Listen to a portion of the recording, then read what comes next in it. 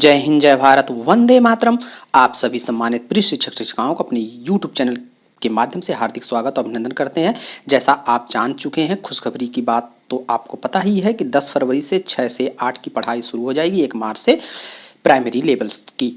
लेकिन उसके लिए जो विभिन्न प्रकार की तैयारियां हैं, मैं उससे संबंधित आपको अप टू डेट रहने के लिए पूरी वीडियो बनाते आ रहा हूं।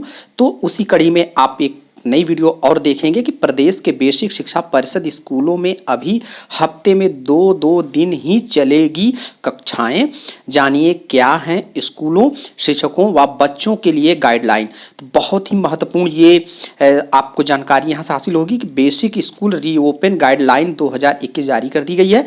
तो उसके तहत आपको कैसे सावधानियां बरतनी है, क्या क्या नियम और शर्तों को पालन करना है और किस तरीके से बच्चों को स्कूल में बुलाकर शिक्षण कार्य आपको शुरू कराने हैं, संपन्न कराने हैं, तो पूरी जानकारी आप इसमें बहुत ही विधिवत तरीके से देखेंगे। प्रदेश के बेसिक शिक्षा परिषद स्कूलों में अभी हफ्ते में दो दिन ही चलेंगी कक्षाएं। तो ये बहुत ही मायने है।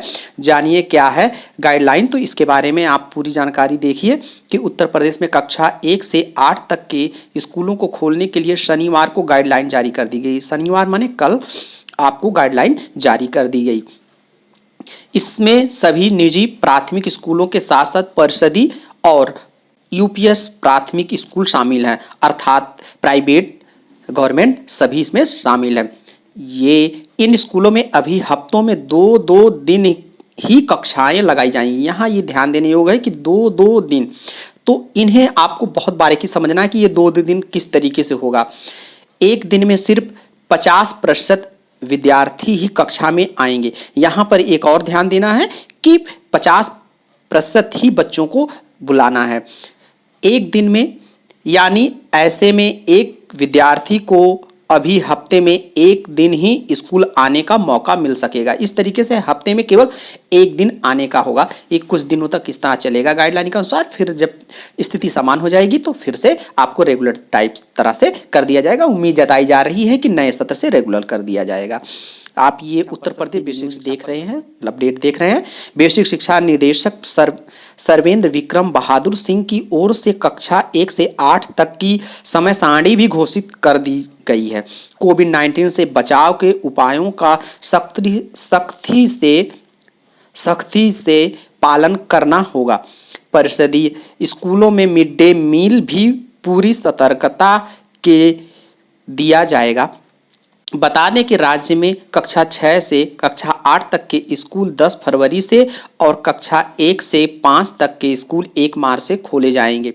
अब यहाँ हम ये जानेंगे कि अभिभावकों की सहमति जरूरी है। यहाँ सभी प्रिय शिक्षक शिक्षिकाएं सम्मानित, आप सभी लोगों को किसी भी प्रकार की टेंशन करने की जरूरत नहीं है, क्योंकि गाइडलाइन में ये स्पष्ट निर्देश दे दिया गया है कि अभिभावकों की जिम्मेदारी सहमति पर ही बच्चे स्कूल आएंगे। अगर किसी बच्चे को किसी भी प्रकार की कोई कोविड-19 से समस्या उत्पन्न होती है तो आपकी कोई जिम्मेवारी नहीं होगी, आप पे किसी प्रकार की कार्रवाई के नहीं होगी। इसके लिए आपको डरने की आवश्यकता नहीं है। तो खुशी होकर, प्रसन्नचित मन से होकर आप अपने विद्यालय के खुलने का, बच्चों का उनके आने का जो आप सच्चे हृदय से स्वागत करिए।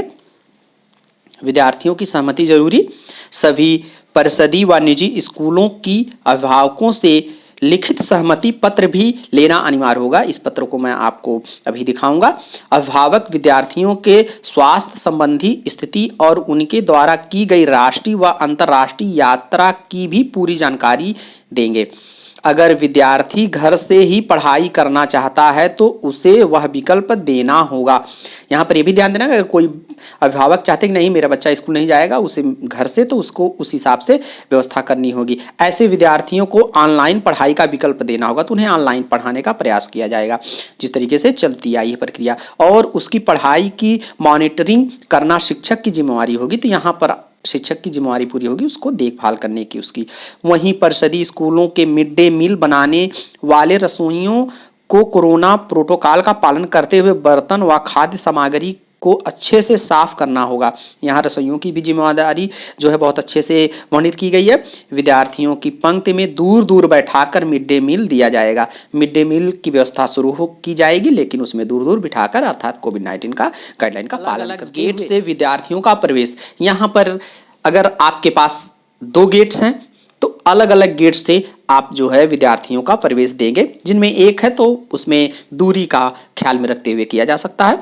स्कूलों को नियमित सैनिटाइजेशन करना होगा। सामान्यतः छुए जाने वाली सतहें जैसे दरवाजे की कुंडी, हैंड डैशबोर्ड, डस्टर, बेंच व डेस्क आदि का सैनिटाइजेशन किया जाएगा। साफ शौचालय व स्वच्छ पेयजल का इंतजाम करना होगा। अलग अलग गेट से विद्यार्थियों का प्रवेश दिया जाएगा और छुट्टी के बाद सुरक्षित बाहर किया जाएगा।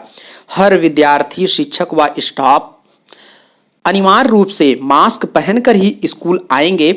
थर्मल स्क्रीनिंग करनी होगी और सैनिटाइजर की व्यवस्था भी करनी होगी। तो इस तरीके से आप ये बहुत ही महत्वपूर्ण चीज़ों को यहाँ पर आपने जाना। उपस्थिति पर नहीं होगी शक्ति। यहाँ पर एक चीज़ का ध्यान रखना है कि उपस्थिति पे कोई कंपलसरी नहीं की जाएगी। अभी कोरोना काल महामारी को देखते हुए विद्यार्थियों को उपस्थिति पर सख्ती नहीं की जाएगी। अधिकतम उपस्थिति के लिए पुरस्कार व मानदेय को भी उत्साहित किया जाएगा। अकादमिक कैलेंडर को सभी कक्षाओं से संबंधित परीक्षा के लिए योजनाबद्ध किया जाएगा। फैला तो स्कूल नहीं होंगे जिम्मेदार। यहाँ देखिए, आपको जो मैंने बात बताया पहले ही, वो देखिए यहाँ पर है कि संक्रमण अगर फैलता है किसी तरीके से किसी बच्चे में कोविड-19 का, तो स्कूल की जिम्मेदारी स्कूल की नहीं होगी, पूरे स्टाफ की नहीं होगी। सहमति पत्र का प्रारूप भी जारी कर दिया गया है। प्रारूप में स्पष्ट लिखा है कि कोरोना महामारी से बचाव के लिए स्कूल पर संभवतः प्रयास करेगा, मगर वह यह गारंटी नहीं लेता है कि कोरोना नहीं फैलेगा। ऐसे में विद्यार्थियों को स्कूल भेजना पूरी तरह अभिभावक की स्वेच्छा पर है। अगर संक्रमण फैलता है तो स्कूल प्रशासन जिम्मेदार नहीं होगा। ऐसे में अगर विद्यार्थी के शरीर का तापमान 100 डिग्री फ़ारेनहाइट से अधिक है, उसे सांस लेने में दिक्कत हो रही है और खांसी व जुकाम के लक्षण है, तो उसे स्कूल ना भेजें। ये जिम्मेदारी दी गई है अभिभावक और आपकी। क्लास में ही असेंबली, सांस्कृतिक कार्यक्रमों पर रोक। यहाँ पर ध्यान रखना है कि किसी भी प्रकार के असेंबली और सांस्कृतिक कार्यक्रम पर रोक लगी रहेगी। स्कूलों को अभी किसी भी ऐसे आयोजन से बचने की सलाह दी गई है जहाँ पर शारीरिक दूरी के नियमों का पालन करना कठिन हो।